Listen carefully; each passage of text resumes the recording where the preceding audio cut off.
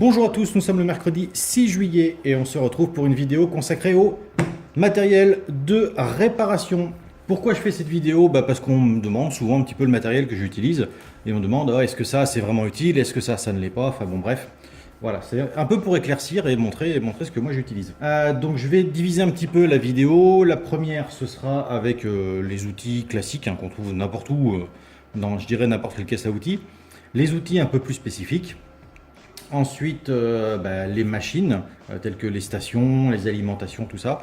Et puis tout ce qui va être du plus basique, c'est-à-dire par exemple la lampe qui éclaire, voilà, ou le tapis. Et d'ailleurs, on va commencer par le tapis. Donc, comme je l'avais dit, c'est un tapis que j'ai acheté chez Wellman, c'est une marque allemande. C'est un tapis de soudure, donc c'est du silicone, exactement comme les moules à gâteau. Dessus, on peut faire bien évidemment de la soudure, mais par exemple, je peux utiliser mon décapeur thermique pour dessouder des objets sans risquer de l'abîmer. J'ai vraiment testé, 400 degrés, il les encaisse sans problème. Donc ça, c'est très bien. Ensuite, on a toutes les petites cases qui sont numérotées, les petits casiers qui sont là, les petites empreintes ici pour mettre les outils. On va avoir des parties aimantées, voilà, les parties magnettes. Donc ça, c'est très utile quand on démonte. Puisque les parties magnettes, voilà, si on pousse une vis dedans, tac, elle ne tombe pas. Bon, c'est pas bien cadré sur la vidéo, mais vous voyez tout à fait le principe. Pareil, quand vous avez besoin de poser des outils, c'est toujours pratique d'avoir des petites cases comme ça pour les ranger. Bon, bref, c'est un tapis que je trouve absolument excellent. Ça vaut 19 €. Je trouve qu'en plus, le fait de l'avoir en bleu très clair, c'est très agréable de travailler avec. J'ai eu d'abord un établi blanc. Ça me faisait mal aux yeux au bout d'un moment. Établi noir, je trouvais ça vraiment pas terrible, mais bleu, c'est vraiment un très bon tapis. Allez, c'est parti, on enchaîne avec les outils classiques. Donc dans le genre, tout ce qu'il y a de plus classique, les tournevis. Je précise souvent dans mes vidéos qu'il faut utiliser des tournevis en très bon état. Moi, j'utilise des tournevis de chez Lidl à 90 centimes pièce. Voilà, mais ils sont très bien. Il ne faut pas oublier que là on travaille sur des petites machines, sur de l'électronique, petite électricité, on n'a pas besoin de forcer. Donc si c'est bien utilisé, ce sont de très bons tournevis. Personnellement, c'est ce que j'utilise. J'ai la version bien plus grosse en tournevis plat et la version bien plus grosse en tournevis cruciforme. Et voilà les deux outils que j'utilise principalement. Là, je viens de voir que je n'ai pas activé mon flash, c'est quand même déjà mieux. Donc ça, c'est la partie tournevis. Un plat, un cruciforme, en bon état et à pas cher. Ensuite, une pince plate. Celle-là, moi, je vais m'en servir surtout pour redresser les pattes des composants. C'est une patte de la marque McAllister, donc qui vient de chez Castorama. Ça doit coûter dans les 5-6 €. Encore une fois, on ne fait pas un travail de force. Donc c'est un produit qui va vivre relativement longtemps et qui n'est pas conçu pour démonter de très gros outils ou serrer des pièces très fort. Ensuite, un élément indispensable pour moi, le pinceau. Alors pour moi, c'est pinceau large. Je m'en sers pour nettoyer parce que quand on fait des vieilles machines, on a très souvent de la poussière. Donc voilà, un pinceau en poil assez long, pas trop dur, voilà, qui permet de bien nettoyer. Pareil, marque Castorama, ça doit valoir 2 ou 3 €. Il ne faut pas s'en priver. Ensuite, je vais avoir, tiens, encore un truc de chez Casto, je devrais me faire sponsoriser. Ça, c'est un coffret de la marque Tivoli, donc c'est vendu par Castorama. Et vous avez tous les embouts, que ce soit du cruciforme, du plat, du torx perforé, du tri-wing. Vous avez tous les éléments possibles pour démonter tous les types de vis. Ça vaut à peu près 25 €. Ça s'utilise aussi pour la téléphonie, bien évidemment. C'est vraiment très pratique. Ça, si vous n'avez pas ce genre d'outillage, je vous conseille d'investir. C'est vraiment très utile. Et ça vous permettra de démonter un peu tout et n'importe quoi. Ensuite, classique, mais pas tant que ça, les brosses à bijoux. Donc ça, c'est une brosse en poil nylon, voilà, qui va me servir à nettoyer les composants, nettoyer les pièces. Et quand les composants sont vraiment sales ou oxydés, j'utilise ceci. Donc c'est vraiment ce qu'on appelle la brosse de bijoutier, la brosse à bijoux. Et en fait, c'est du poil de laiton très fin. Et ça va permettre de nettoyer les contacts quand ils sont oxydés. Par exemple, quand on a de l'acide sur un composant, je dessoude le composant, je le nettoie et je le brosse avec ça pour enlever toutes les traces d'oxydation et d'acide. On est sur quand même du 9,10 €, c'est pas donné pour une brosse. Mais si vous l'utilisez sans appuyer trop fort, elle vous fera plusieurs mois, voire plusieurs années. Ensuite, ma bonne vieille pince coupante avec un angle de coupe, voilà. Ça permet d'être au ras d'une carte et de couper. Bon, celle-ci est complètement morte. J'en ai commandé une neuve. Je pensais la recevoir aujourd'hui pour la vidéo, mais non. Donc je ne l'aurai que lundi. Donc voilà, marque Wellman. Ça coûte, je dirais, dans les 10-12 euros. Là, je viens d'acheter une version au-dessus qui vaut 18 euros. Par contre, celle-ci, autant vous dire que ça fait 5 ans que je la traîne et qu'elle a coupé des centaines et des centaines et des centaines d'objets. Donc c'est un bon investissement aussi. Et ça vous permettra vraiment de faire des coupes propres sans risquer d'abîmer les composants ou les cartes mères. Donc ça, c'est à peu près tout ce que je vais utiliser en termes d'outillage. Donc il n'y a pas forcément grand chose. Quelques tournevis, quelques pinces, quelques pinceaux, quelques brosses et un coffret. Donc maintenant, on va passer à la partie soudure. Premier élément, quand vous avez besoin de souder, la troisième main qui vous permet de fixer les composants et de pouvoir travailler avec d'un côté votre fer à souder, de l'autre côté l'étain. Donc ça, c'est un élément que je trouve indispensable. Bon, on peut s'en passer, mais franchement, quand vous y avez goûté, c'est du top. Ensuite, il y a cet élément-là que j'ai acheté il y a peu. Je l'ai utilisé pour une vidéo, mais je ne me souviens plus laquelle. Donc c'est un élément, bon là il est monté complètement à l'envers. Hop, voilà, donc ça permet de loger une carte entre les deux. J'ai dû faire ça pour une carte accélératrice, il me semble. Vous avez des rainures ici, des ressorts. Vous coincez la carte à l'intérieur, vous compressez, vous serrez et ça vous permet de jouer sur la carte. Elle est maintenue et de la faire tourner sur elle-même sans avoir à la manipuler avec les mains. Voilà, vous la positionnez, vous pouvez travailler dessus. Ça, ça doit être 8 euros sur Amazon, pas plus. Ensuite, pour nettoyer le fer à souder, donc j'ai acheté ce support-là, qui est très pratique parce qu'il est très lourd, donc il ne bouge vraiment pas. Donc quand on nettoie la panne, c'est très pratique. Et à l'intérieur, il y avait une espèce de matière comme celle-ci, qui permet donc de nettoyer la panne du fer à souder. Bon, une fois que la matière est fichue, moi je la remplace par une éponge en inox, voilà, pour nettoyer, pour gratter les éviers, voilà, une éponge en inox. Ça fait très bien le travail, ça vaut rien du tout, et ça vous permettra de nettoyer votre matériel de soudure. Concernant le dessoudage, j'utilise de la tresse à dessouder, voilà. Alors celle-là c'est pas la meilleure parce que pour moi je la trouve trop fine, hein. Il faudrait au moins de la 2,5 en largeur. J'ai celle-ci, j'en ai une autre qui est cuivrée. Voilà, celle-ci que je n'aime pas du tout. Alors je trouve que la capillarité est vraiment très mauvaise. Alors, la capillarité, c'est quand la chaleur va faire monter en fait l'étain fondu dans la tresse. Voilà. Je trouve que la version cuivrée n'est pas au top. C'est un avis purement personnel, mais moi je la trouve vraiment pas géniale. Donc la meilleure pour moi, c'est l'argenté en largeur 2,5. Là, faut compter facilement dans les 9 euros le rouleau. Bon, là, j'arrive à la fin de mon rouleau, mais ça doit faire au moins 2 ans que je l'ai. Donc ça, c'est un investissement intéressant. Ensuite, l'étain. Bah, bien évidemment, si vous voulez souder, il vous faudra de l'étain. J'utilise cette marque-là depuis très longtemps. Super Solder Wire. Voilà, on est sur un étain, si je me souviens bien, c'est du 1% d'argent. En diamètre 8 mm et en diamètre 6 mm. 0,6 mm, pardon, 0,6 mm. Je la refais. En diamètre 0,8 mm et 0,6 mm. J'utilise principalement le 0,6. Voilà, ça donne c'est assez fin, mais c'est largement suffisant. Et par contre, quand j'ai besoin de faire des grosses soudures ou d'étamer du fil, j'utilise la version 0,8 mm. Voilà, en termes de tarifs, là je vous le dirai pas. Je ne l'ai pas en tête. Par contre, un rouleau comme ça, moi ça me fait, il faut savoir qu'il est plein quand vous l'achetez, ça vous fait pas mal de soudure. Ensuite, on va passer à la station de soudure. Alors voilà, ça c'est ma station. C'est une Weller WS80, donc qui doit avoir, allez, au moins, ouais, elle n'est pas toute propre. Elle doit avoir au moins une trentaine d'années, facilement. J'ai pas la date, hein, malheureusement, j'ai plus les étiquettes dessus. Mais je sais qu'elle est très vieille parce que ça fait déjà, ça doit faire 12 ans que je l'ai. Et le papy qui me l'a vendu l'avait depuis plus de 20 ans. Il n'était pas capable de me dire quand est-ce qu'il l'avait acheté, mais ça faisait très longtemps. Donc la WS80 fait partie des modèles haut de gamme de chez Weller, au point qu'on a même un système. Donc là, vous réglez vos températures. Et si vous voulez pas que ça bouge, vous pouvez locker le potentiomètre de réglage de température. Voilà, hop, et vous partez. Personne ne peut y toucher.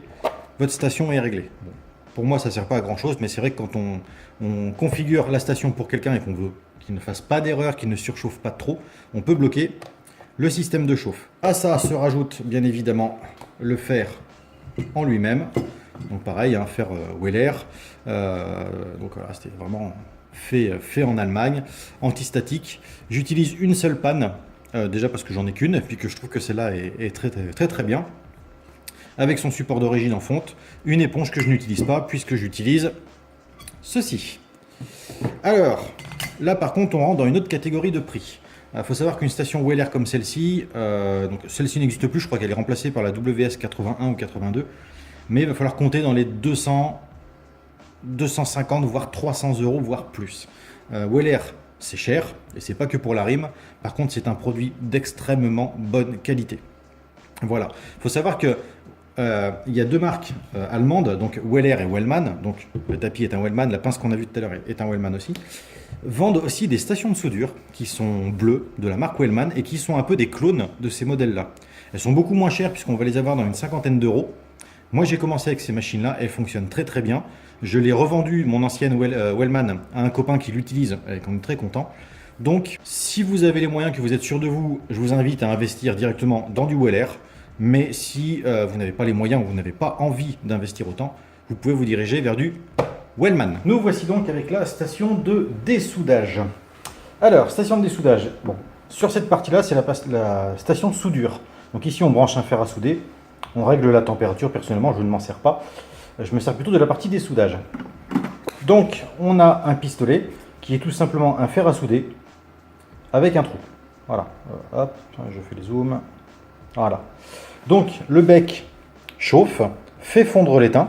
Quand on appuie sur la détente, ça allume un compresseur à l'intérieur de la machine qui aspire l'étain par le trou et le rentre dans un petit réservoir qui se trouve là. Donc c'est un instrument qui est pratique, mais qui n'est pas du tout adapté à toutes les circonstances. Il va être pratique pour éviter par exemple les trous dans lesquels on va souder un composant sur une carte mère. Mais pour le reste, on va plutôt utiliser de la tresse à dessouder. Donc c'est bien pour évider, c'est bien pour retirer certains composants quand on veut les récupérer, mais il y a d'autres méthodes pour enlever des composants si on ne veut pas les récupérer et sans utiliser la station. Donc la station c'est bien, ça fait du beau travail. Par contre, cette machine-là, ça fait déjà quelques années que je l'ai et je l'avais payé quasiment 400 euros. Donc si on essaie de comparer un petit peu le nombre d'heures d'utilisation par rapport au prix d'achat, c'est un rapport qui est très mauvais. C'est vraiment pas de l'indispensable. Moi je l'ai, je la garde là, parce que des fois je m'en sers, mais sinon c'est vraiment pas le genre d'accessoire à acheter, c'est vraiment pas quelque chose d'obligatoire. Alors un autre élément qui concerne la soudure et qui est assez intéressant, c'est ce genre de pâte qui sert à rafraîchir la panne du fer à souder. Alors pas à la rafraîchir dans le sens la rendre plus froide, mais à la rendre plus propre. Donc en fait, quand la panne est bien chaude, on vient la tremper dans ce produit, ça réétame la panne et ça enlève toutes les oxydations. Alors, je ne connais pas le nom exact, lead free type refresher. Bon voilà, c'est un produit qui sert à nettoyer les pannes, c'est très pratique. Et un autre produit que j'utilise beaucoup, que vous avez dû voir dans les vidéos, donc c'est du flux de soudure. Moi je l'utilise pour deux méthodes. La première c'est préparer ma base de soudure, voilà, donc ça permet de mettre du flux, la soudure se fait beaucoup plus facilement, mais je m'en sers aussi pour nettoyer. Des fois quand il y a des résidus d'acide ou quelque chose comme ça, je le passe avec ça, ça marche très bien. Je passe avec ça pour le diluer, un petit coup de coton-tige avec de l'acétone ou de l'alcool isopropylique, mais voilà, ça marche très bien, c'est un très bon produit. Bien, on a fait le tour de la partie soudure, on va passer aux petits accessoires basiques. Les cotons-tiges, et ouais, ça c'est super pratique parce que on va pouvoir les enduire de produits. Donc par exemple de flux de soudure quand c'est une pâte, ça permet de l'étaler sur la carte. On va s'en servir aussi avec de l'alcool isopropylique ou de l'acétone pour nettoyer. Moi j'en utilise des quantités astronomiques.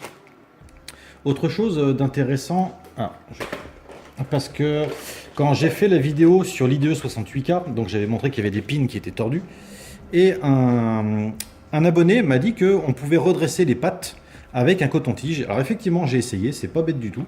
Donc on prend un coton-tige, on coupe la partie où il y a de la ouate, on garde uniquement le tube, et par exemple sur cette puce, on va plier, bon, je ne vais pas plier trop non plus quand même, voilà, on voit que la pâte est pliée, et bien en fait, on fait passer la pâte dans le tube, et on redresse gentiment, On réaligne. Voilà. Et on voit celle-ci là qui est bien, bien pliée. On glisse le tube à l'intérieur. On redresse. Alors ça se fait à l'œil, hein, mais voilà. C'est une petite astuce que je trouve super intéressante. Tiens, bah après je chercherai mes robes. Hop, ok. Voilà, donc c'était un petit aparté sur le coton-tige, qui pour moi est un élément indispensable. Qu'est-ce qu'on va avoir d'autre en petit élément? On a la pince à support PLCC. Alors je dirais que ça, c'est pas forcément utile. Ça permet de retirer les composants PLCC, donc les composants carrés qui sont emboîtés dans des supports. Mais si vous n'avez pas ce genre d'opération à effectuer, cette pince ne vous servira strictement à rien. Ensuite, dans ma petite boîte, on va retrouver les pinces. Alors j'utilise des pinces que l'on trouve dans les trousses de soins. Voilà, c'est ce qu'on utilise quand on veut retirer de la gaze ou poser de la gaze. C'est des pinces en plastique. J'en ai des quantités phénoménales. C'est pratique pour attraper les petits objets. Voilà, vous avez besoin d'attraper quelque chose, ben voilà, c'est simplement pratique. Le problème, c'est que c'est en plastique, donc quand on veut manipuler un composant qui est chaud ou qu'on est avec le décapeur thermique, ben, on risque de faire des bêtises. Donc on va utiliser ce genre de pince-là, que l'on appelle les pinces Bruxelles. J'en utilise 3. Une droite, à bout pointu, donc comme une pince à épiler, mais pointue. Une courbe, celle-là, c'est celle qui me sert le plus souvent. Et une qui fonctionne donc à l'envers, qui permet de pincer les composants, c'est-à-dire on l'ouvre, on attrape et le composant est pincé à l'intérieur. Je m'en sers assez peu, mais par contre, je l'ai toujours à portée de main. On ne sait jamais, c'est très utile. Ensuite, un autre petit élément, pareil, qui n'est pas forcément utile. Donc, c'est une ventouse de dessoudage.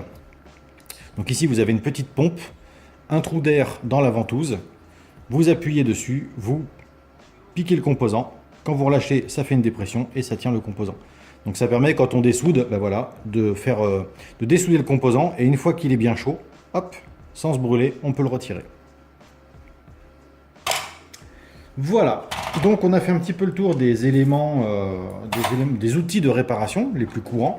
Donc vous voyez, c'est pas forcément des outils très complexes, hein. Il n'y a rien qui sort réellement de l'ordinaire, à part peut-être la pince à PLCC, la ventouse et puis la station de dessoudage.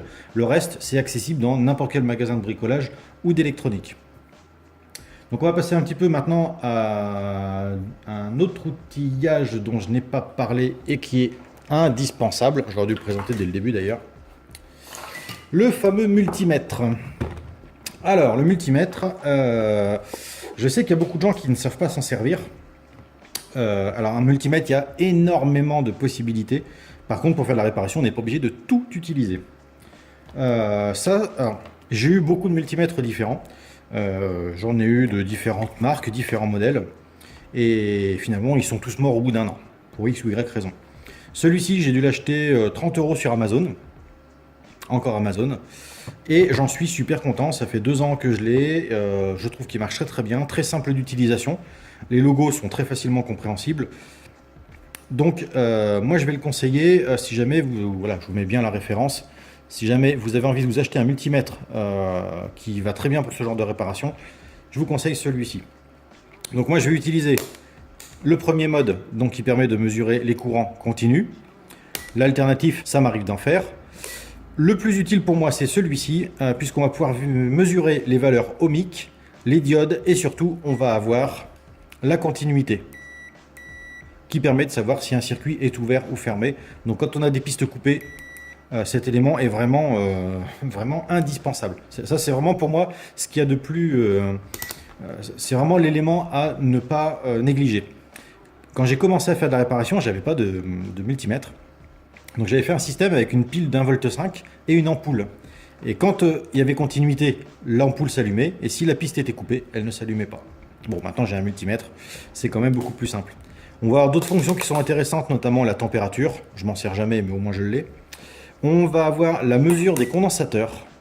Eh bien, c'est assez impressionnant parce que c'est vraiment précis.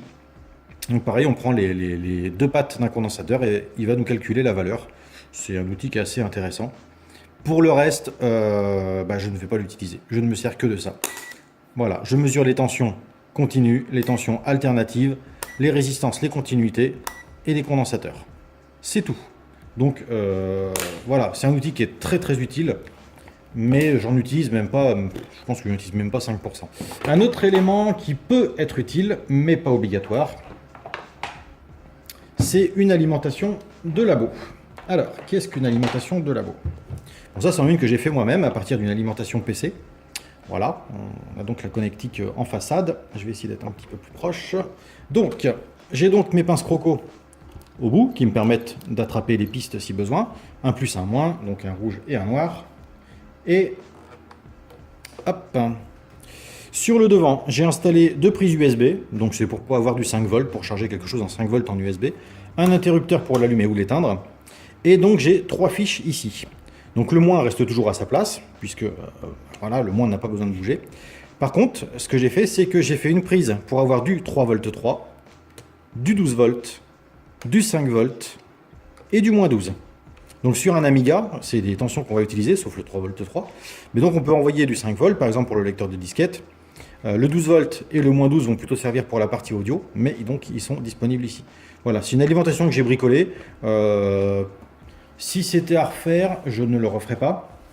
Parce que la connectique, comme ceci, plus les pinces croco et les fils, plus l'alimentation si jamais vous l'achetez, le temps passé à la faire, ça va plus ou moins vous coûter le prix d'une petite alimentation de labo complète.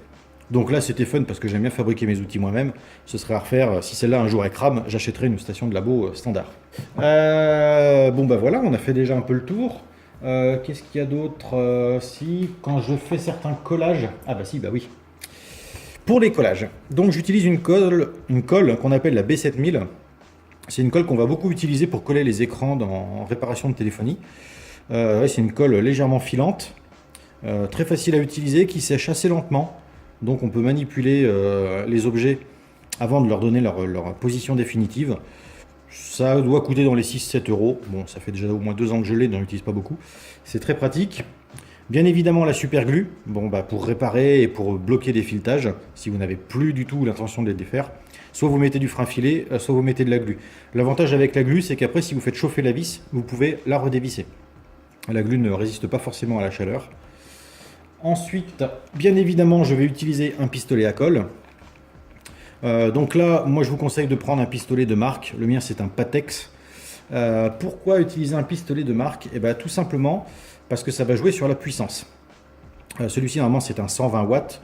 Il chauffe assez rapidement dans le sens où on peut commencer à coller au bout de 5 minutes. Par contre, il y a certains modèles qui sont bas de gamme, qui vont peut-être par exemple faire 50 watts. Là, il va falloir un quart d'heure avant que la colle soit chaude.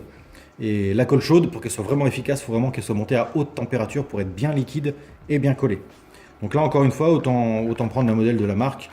Moi, celui-ci, je l'ai acheté il y a quand même plus de 10 ans. J'ai dû le payer, je pense, aux alentours des 30 euros. Maintenant, ça vaut 10-15 euros, un bon pistolet à colle. Et par contre, au niveau des colles, il faut sélectionner les modèles glue. Voilà, c'est vraiment de la colle. Il en existe une version blanche aussi, alors j'en ai pas sous la main, je ne peux pas vous montrer.